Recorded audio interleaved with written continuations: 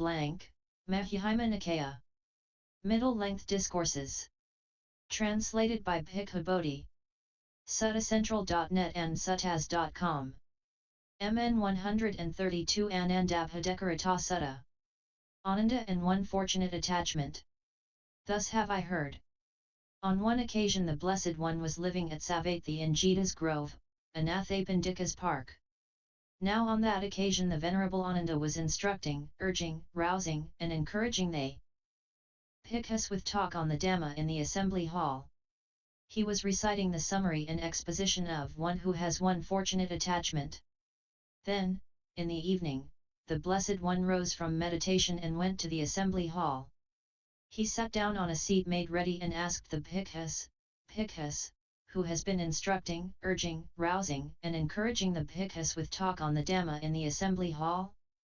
Who has been reciting the summary and exposition of one who has one fortunate attachment? They replied, it was the Venerable Ananda, Venerable Sir.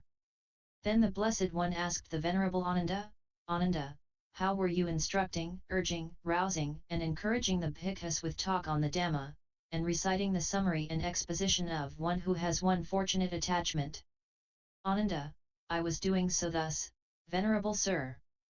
191. Let not a person revive the past. Repeat the whole of the last sutta MN 131, who has one fortunate attachment. Buddha good, Ananda.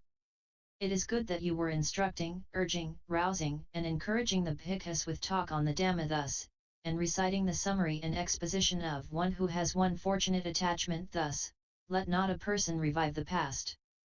Repeat the whole of the last sutta MN 131, who has one fortunate attachment. That is what the Blessed One said.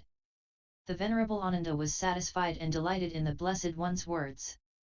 In summary, Venerable Ananda repeats MN 131 the sutta in which one does not hanker after the past, yearn for the future, and in which one remains detached among things present. Buddha praised him for instructing the monks on this sutta. References